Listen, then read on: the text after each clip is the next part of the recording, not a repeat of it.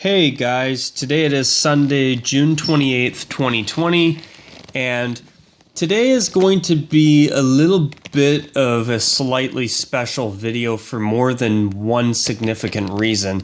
Not only will I have Windy City Hawkey, Nick from Windy City Hawkey joining me for this video today, or this episode of Rockzilla's Weekly Roundup today. However, today also marks the launch of this weekly program becoming a bi-weekly program.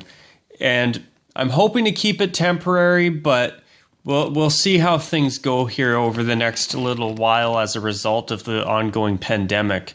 So if news becomes more consistent again, then don't be surprised if I do revert back to doing a video every Sunday, which I am hoping to be able to do that again, but with the way things are going, at least for the time being, I'm going to keep things just down to one video every 2 weeks. And so this program is now becoming a bi-weekly program, and today is the first video for that. But anyways, on that note, though, I want to welcome you, Nick. And how are you tonight? Or today? Doing all right. How are you? Well, considering I had a long day at work today, I'm actually doing rather well. Okay.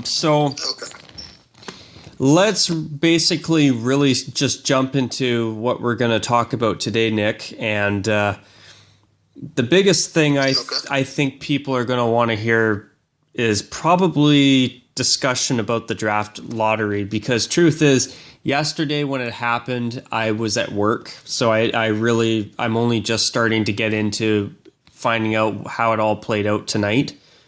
But what was your take on it? Because I know from what I gather, you did. Correct me if I'm wrong, but you did watch it, eh? Yes, I did watch it. It led to chaos throughout the hockey world with how it went down. I will just say that right now. And how did it go down, basically, if you don't mind me asking?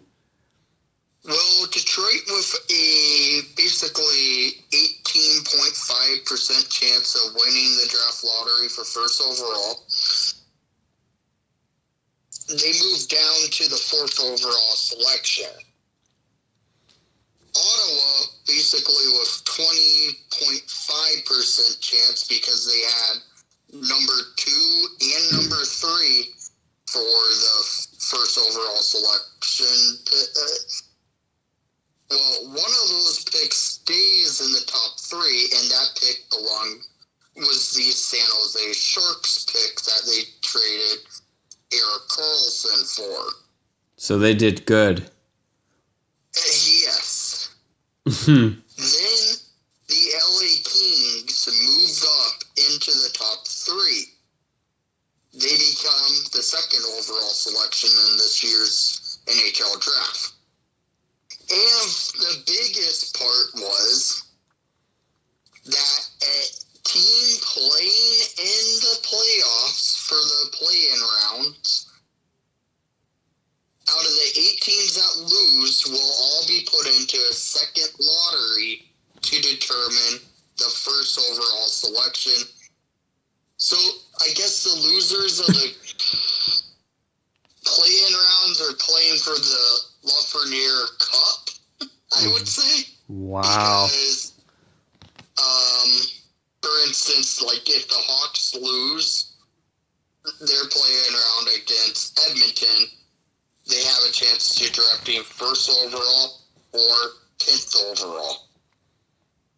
Wow. Basically. So even so, this is a scenario.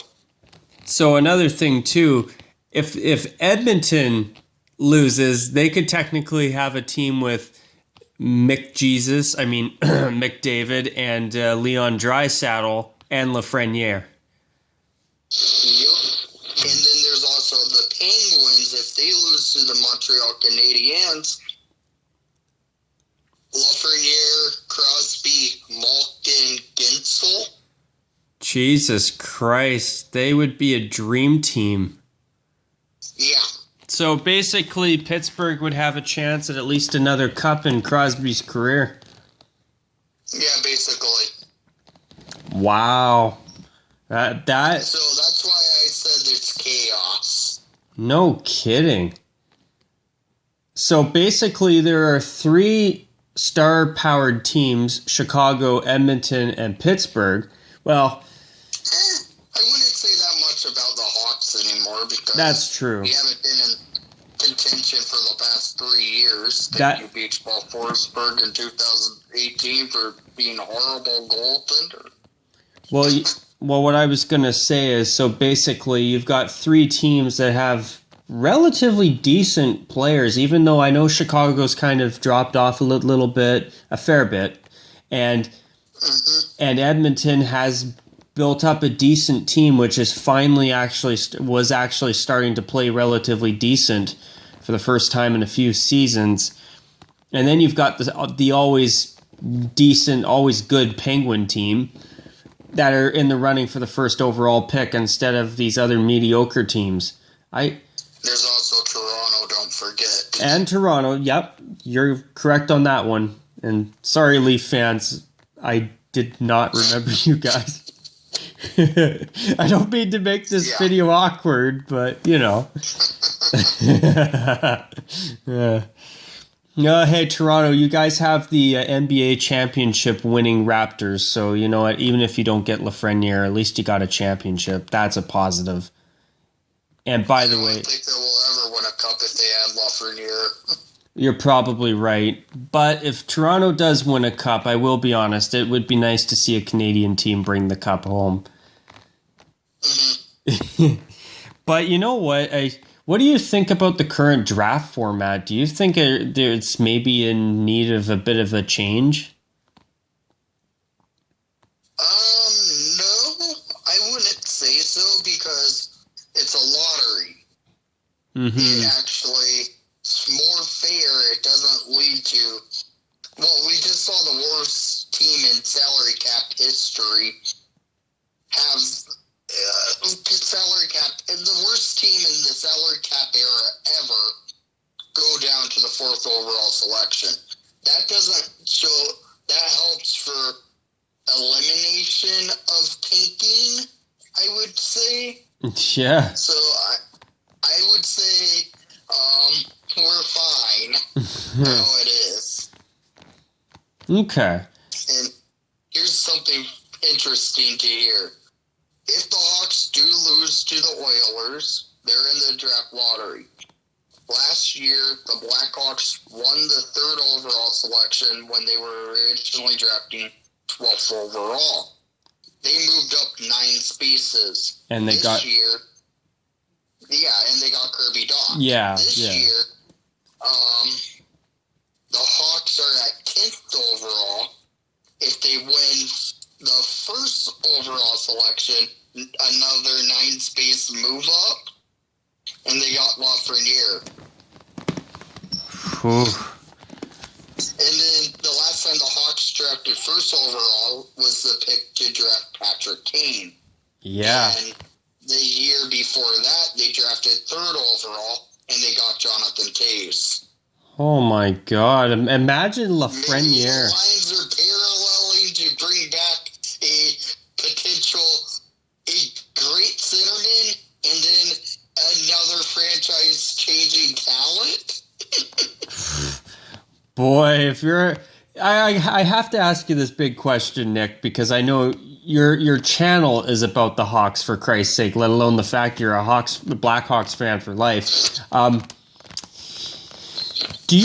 Is there part of you that actually would want the Oilers to beat the Blackhawks? How do you feel in this situation? I have to ask. Oh my God.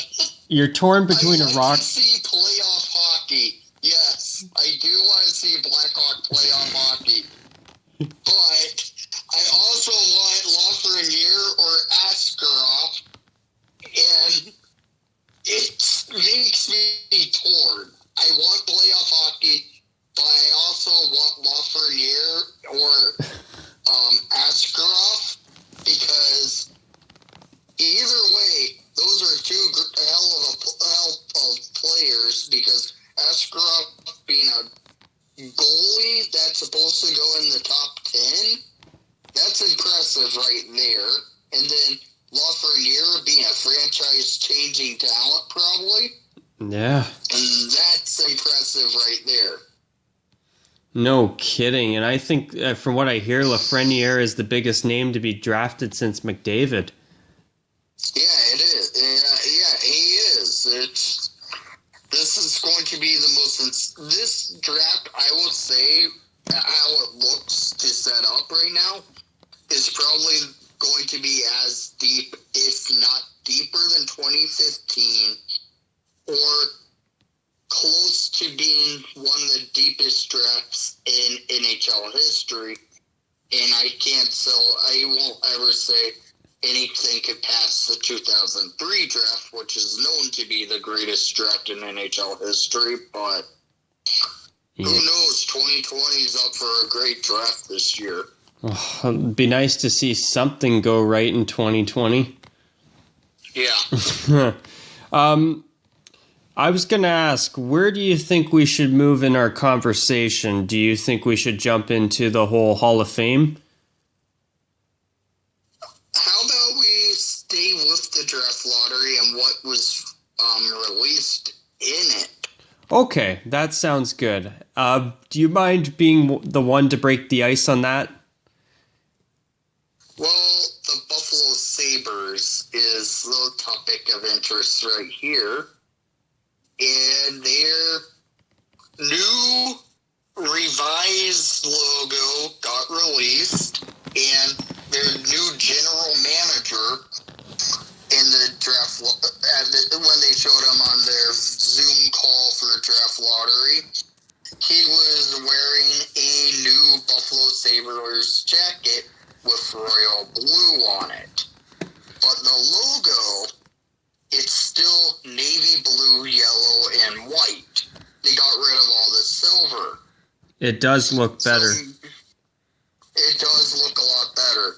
It's revised, it's cleaner, but the logo's navy blue, but the jacket their new GM was wearing was royal blue. Are we going to see a combination where the logo is going to be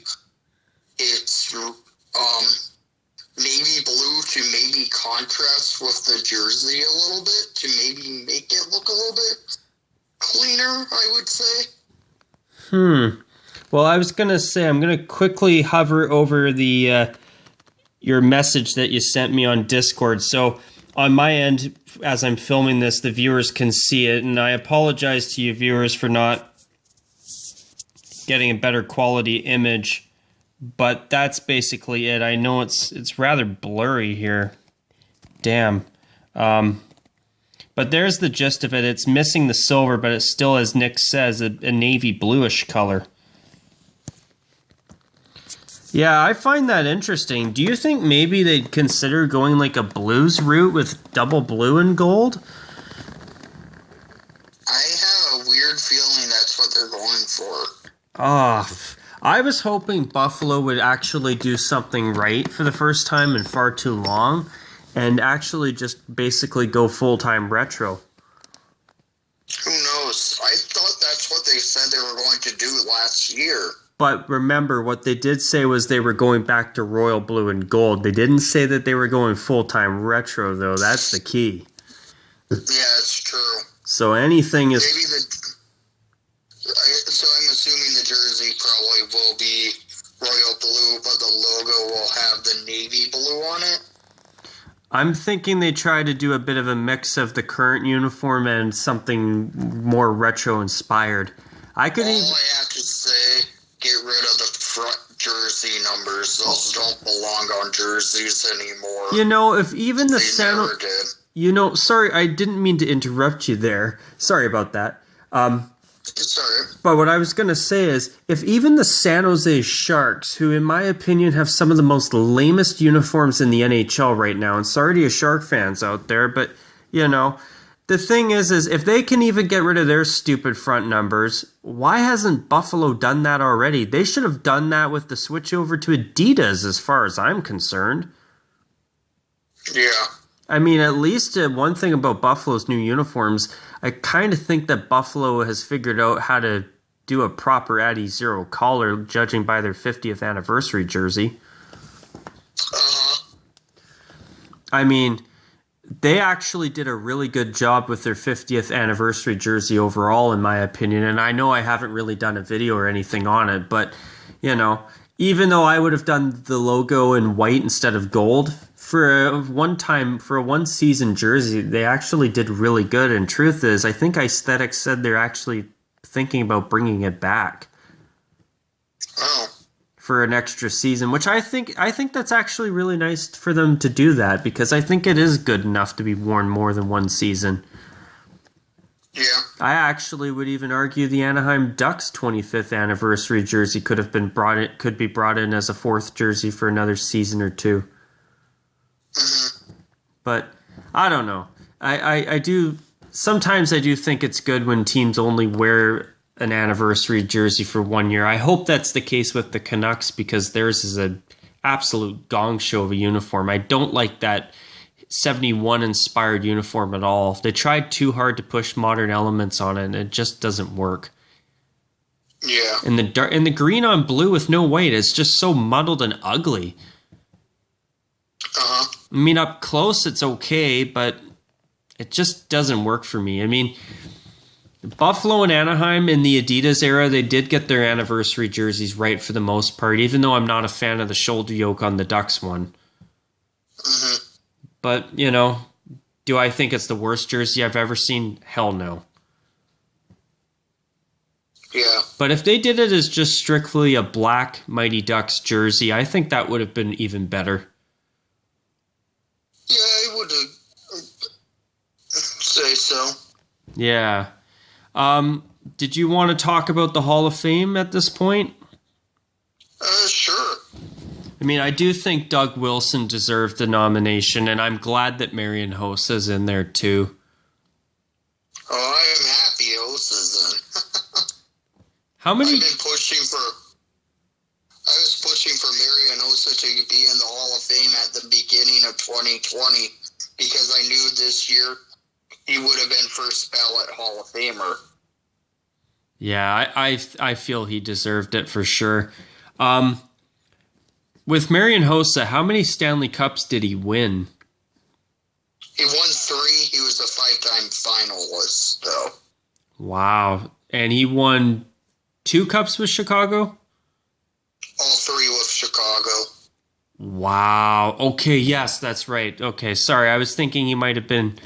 Never mind. I got the years mixed up. So, Yep. three-time Cup champion, 5 final appearances. That's pretty damn impressive. Yeah. And he played for an Ottawa Senators. At that time, the Senators weren't that bad. They had Osa, Alfredson, Havlat. They had quite a bit of good talent, but they could never get past the Toronto Maple Leafs. Yeah, it always seems to be that way. And then he went to the Atlanta Thrashers, and we all know how bad the Thrashers were as a franchise. Yeah. But he got the Thrashers to a playoff for the first and only time of their existence. It's too bad that... Oh, you finish, sorry. Unfortunately, the Thrashers got swept in that round. Yeah. And then he went to Pittsburgh, got to the Cup final, lost to Detroit, signed with Detroit that off-season, got to the Cup final, lost to Pittsburgh. Oh, God. Poor guy. Then signed a 12-year contract with the Chicago Blackhawks, and still, that contract is still active, but in Arizona. He went to the Cup final after losing 2 in a row, got to the Cup final, won his first Stanley Cup in 2010, then won his second in 2013 and 15. Marian Hossa is the only NHL player to date, I believe, still, to make it to 3 Stanley Cup finals in a row, and all with 3 different teams. Wow, that's quite a... Yeah, I've never heard of that statistic before. Yeah, That's incredible, too. Yes, it is. I don't think you're going to hear another player doing that anytime soon. No, you won't. Were there any other notable Hall of Fame selections for you? Well, Jerome McGinley. I thought he deserved it, too. He deserved it. He's a Hall of Famer. He was a Hall of Famer from basically his start of his career. He was that good. Oh, yeah. Nagenla was really good. Yeah. Oh, I remember watching him go all the way to the Stanley Cup final in 2004 against the Tampa Bay Lightning. Yes. You know, even to this day, I still wish that Calgary would have won that Stanley Cup final. Yeah. You know, that was a team that was really good that year. I remember it very well. You know. Here's the surprising one I would have to say was Kevin Lowe that made it into the Hall of Fame. Mm-hmm. Because I'm still surprised Alexander McGillney's not in the Hall of Fame. Yeah, me too, actually.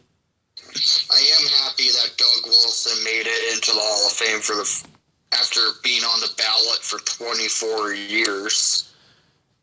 You know, I was going to say, the NHL doesn't do what baseball does where there's a limited time to get into the Hall. No, they don't. Yeah. I was surprised. The Hall of Fame doesn't have that, like a cutoff for how long you have to wait. You know what? I was really surprised to hear that about baseball. And when I heard, I can't think of his name, but there was a former Montreal Expo player that was recently inducted to the Baseball Hall of Fame in his last year of eligibility or something. Yeah. Sorry for not having more knowledge on that to everybody watching this video, but you know, I know there was a big deal about it here in Canada because it was the last year he was Hall eligible. Yeah. But I was going to say, speaking of baseball, I know I made a video about it this past week, but since I've got you here, Nick, what did you think about these rumors of ads on baseball jerseys? I'm sure I can already kind of predict what you're going to say, but I'm sorry. I just think it's such a BS sellout from a league that makes enough billions already. Completely bull crap. I don't know why they have to do it. I have a feeling I know why now Nike put their logo on the front of their jerseys. Because they probably had it planned that the MLB will be bringing in sponsors on their jerseys. And then I'm not a fan of it. It's stupid. Watch. A team like the Chicago Cubs have a freaking toilet company on their jerseys. I have a feeling we'll see something stupid with some of the sponsorships, and they will look horrible on the jerseys. Oh yeah, I mean, you know, that would make sense because you have the apparel manufacturer logo on the front, Nike, and then you have the the ad on the sleeve. That to me is not right. Where the only ad that should be on there is the apparel company's logo and have Nike's logo on the sleeve like it was with Majestic's logo. Yeah. It's just such a joke to me because baseball already makes so much money. Their players are arguably the most overpaid in professional sports. You know, if they can afford to pay just incredibly monstrous, eccentric salaries, why do they need ads? They can clearly afford to survive without ads. I don't know. It's just, to me, it's Question just... everyone will ask. To me, it's just greed. And I did hear that supposedly they with the current contract, they're not going to put ads on in 2020 and 2021, and that it would be discussed in their next CBA negotiation. Yeah. But still, it shouldn't even be a conversation piece. If you're a little tiny league like the Canadian Football League, where most players make between $60,000 to $75,000 or $60,000 to $80,000 at the most, you know, if they have ads to keep their league afloat, as far as I know. But a league like Major League Baseball, they shouldn't need it. They shouldn't even be talking about it. It already pisses me off that the NBA has been doing this for the past few years. And as I said to you earlier before we started this video, and I even said it in my last video, coincidentally, the only time I've watched basketball since they put ads on the jerseys was when the Raptors made their incredible run to winning the NBA championship last season. That's it.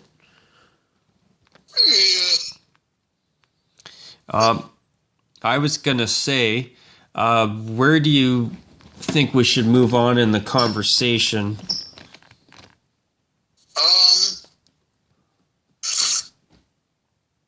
I got at a loss now because, with the MLB putting advertisements on their jerseys, it should not happen. I hope we never see that in the greatest sport on earth, the NHL. You know, I really just hope we don't ever see that come to the NHL. If it ever does, I'd actually legitimately question whether to bother supporting the NHL anymore, to be honest. It kills me to say that. But, you know, I would be torn. I'm not going to lie. I just, you know, they've got so many advertisements all over the place. You even have in-arena announcements saying, oh, whatever company power play goal, brought to you by blah, blah, blah, scored by number, 19, Jonathan Taze. You know, they've got enough ads and sponsors, and then they want to put a patch on their jersey. I just think it's greedy. I understand, like, a league like the AHL doing the sponsorships on their jerseys because they need to survive. Yeah, they're the minor leagues. They are basically, they don't get as much representative. They don't get shown on TV much. No. I understand why they would put an ad on, like a team like the Rockford Ice Hogs. They have a Pepsi patch on their jersey. Yes. And actually, you know, to be honest with you, I think that the Canadian Hockey League here in Canada gets more coverage than the American Hockey League does in Canada and the United States. And they're the farm league to the NHL. Yeah. I mean, I'm not sure how the American Hockey League is across all of their teams' bases in terms of attendance, but I know there's quite a few Canadian Hockey League towns and cities that do really quite good for attendance. I feel like attendance isn't that bad in the AHL. Probably isn't. I've gone to a couple Ice Hogs games, and they were both filled to the capacity. I bet they were. Uh-huh. See, that's something cool, though, about leagues like the smaller leagues. They go to the smaller cities a lot of times in the smaller communities and give them some type of professional or semi-professional entertainment hockey to watch, which is nice. Yeah. Then there's the MLB. They have so many minor leagues, like the AA, single A, triple A. Yeah. I can understand them putting sponsors on those jerseys, just not the MLB. They don't put sponsors on the AA, single A, and triple A. No. But you know, I gotta say, one thing that I'm thinking about now that honestly makes my blood boil is the idea of an ad on a classic uniform like the Yankees pinstripes or the Chicago Cubs pinstripes. You know, iconic uniforms that are world-renowned, basically, with an ad on them. That's just... Yeah, I mean, we saw it for the first time last year in the London series between the Red Sox and Yankees. They actually did test the sponsors on a jersey. And it looked stupid. Oh, it was terrible. I mean, how do you feel about ads on Major League Soccer jerseys, for example? Keeping in the topic of North American sports. Yeah. They're billboards. Yeah, they are. I mean, I saw a jersey where I was in Florida at one time, and I saw it said, the Orlando Health. I was wondering, wait, is that actually the team name? Oh, wait, it's a sponsorship for health. Like a freaking hospital in Orlando. Not, their team name is, I believe, Orlando SC or whatever. I don't know what it is, because it had a giant Orlando Health on the front of the jersey. Jeez. See, that's one thing, too. Like, even one team I can think of that sometimes, one that's got a big blatant ad is Toronto FC with the BMO Bank ad on the front of their jerseys. Yeah. And then the Vancouver Whitecaps, they have Bell on the front of their jerseys, where years ago when they had no sponsors, it used to say Whitecaps on the front. And they were actually, looking at the old retro highlights, they were actually nice-looking jerseys. Or the Minnesota United. They have Target on the front of their jerseys. They have a bullseye on the front of their jersey. That could lead to some jokes. Yeah, it can.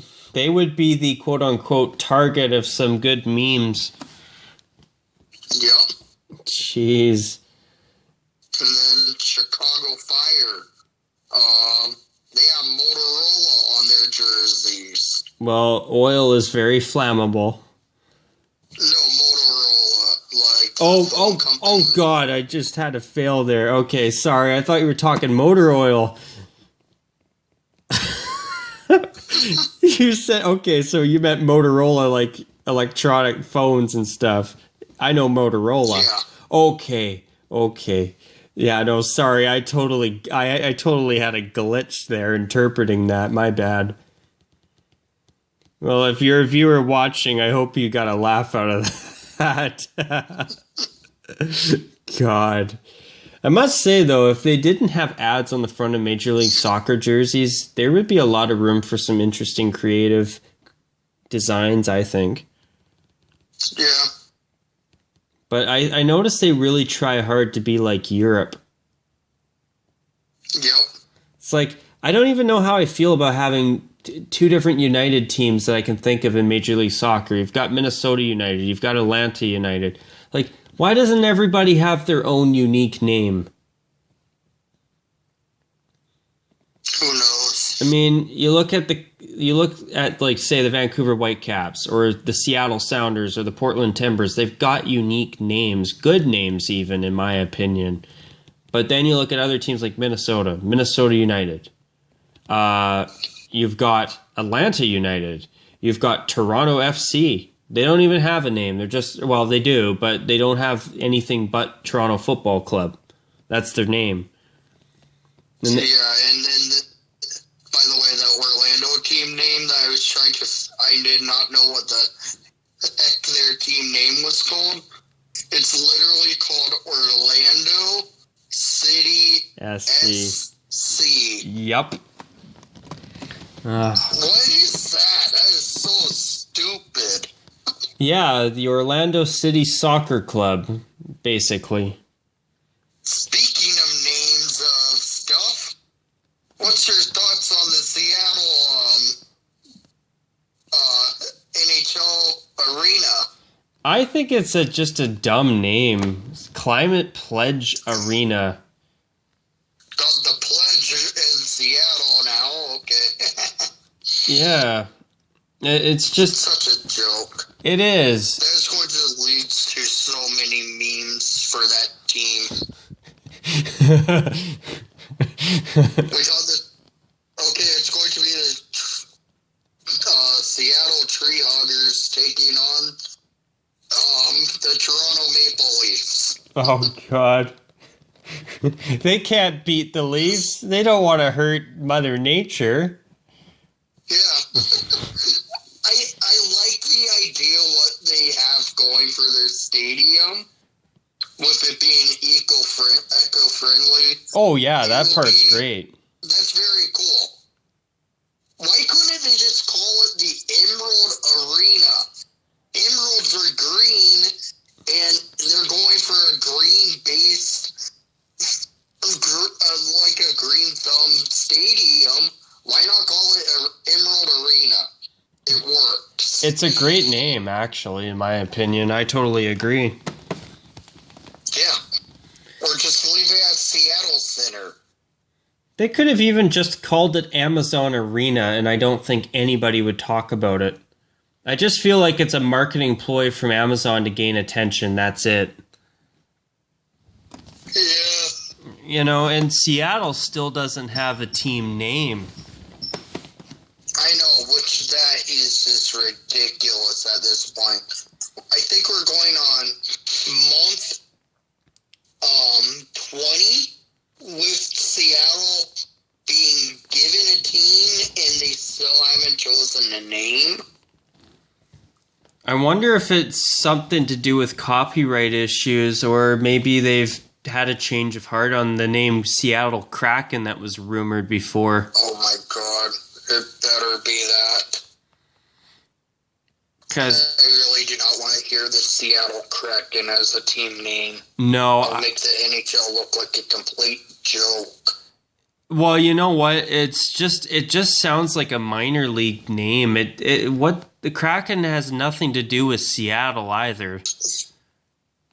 I know.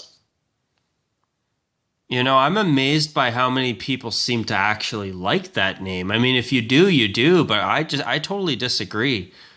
You know? I think it's so stupid. Oh, I do too. It would be up there with the Minnesota Wild for the two teams with the worst names in the NHL. Easy. Yeah. You know, and then what are you going to do for a uniform and a logo? A big giant Kraken around the Seattle Tower or something? And then if their fan base, if they listen to their fans who want green as their primary color, you know, it just sounds, you know, it sounds like a recipe for just a gong show.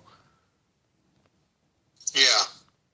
You know, at least with the Golden Knights, they've got a name that's actually not bad. Oh, yeah. You know, if I were naming the team, I would have named them the Las Vegas Knights and left it simple.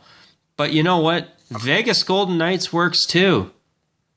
Apparently, Vegas was trying to just call themselves the Knights, but they may have had copyright issues with the London Knights. I've heard about that too, but as you say that though, there is the New York Rangers and the Kitchener Rangers of the Ontario Hockey League. So I'm not really fully sure how that would work.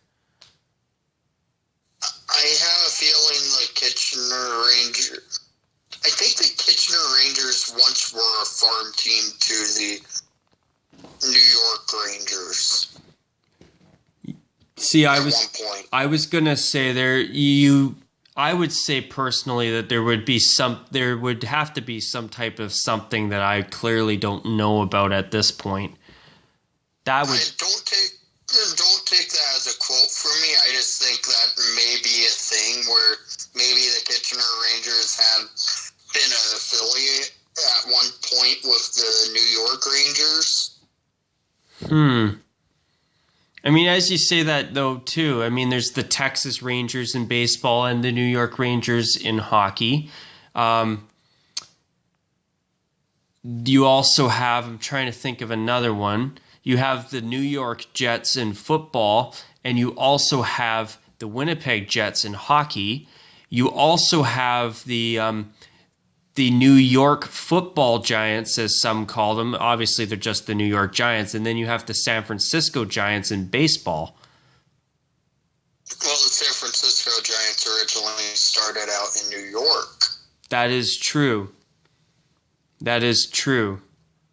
And at that time, a lot of teams did used to call themselves, naming each other after the same team, after the same name, if they were in the same city. Yes, that is very true. Hence why the Chicago Bears, when they relocated from Decatur, they were originally the Decatur Staleys. They moved up to Chicago, became the Chicago Bears because they shared Wrigley Field with the Chicago Cubs. Interesting. I did not know that, actually. Yep. Huh. Well, I was going to say my phone for recording is down to about another minute and a half at the most, so we'll have to wrap up. Was there anything else you were going to cover or talk about here, or I think we basically covered everything?